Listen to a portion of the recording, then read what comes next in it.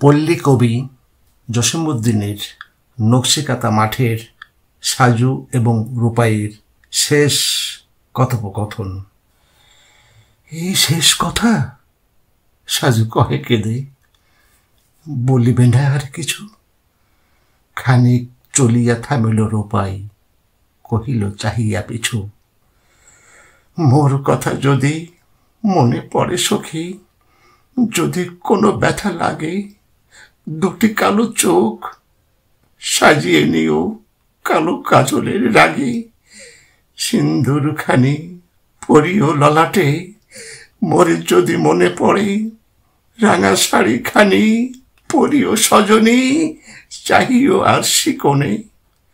মোর কথা যদি মনে পড়ে সখী, যতনে বাঁধিও চুল, আলসে হেলিয়া খোঁপায় বাঁধিও মাঠের কলমি ফুল। যদি একা রাতে ঘুম নাহি আসে, না শুনি আমার বাঁশি, বাহুখানি তুমি এলাইও সখী, মুখে মেখে রাঙা হাসি। চেয়েও মাঠ পানে গলায় গলায় দুলবে নতুন ধান, কান পেতে থেকো যদি শোনো কভু সীতায় আমার গান।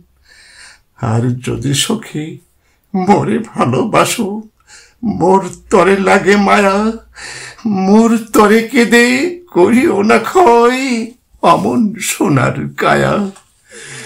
ঘরের খোপেতে মোরক ডাকিল, কোকিল ডাকিল ডালে, দিনের তরণী পূর্ব সাগরে দোলে ওঠে রাঙা পালে।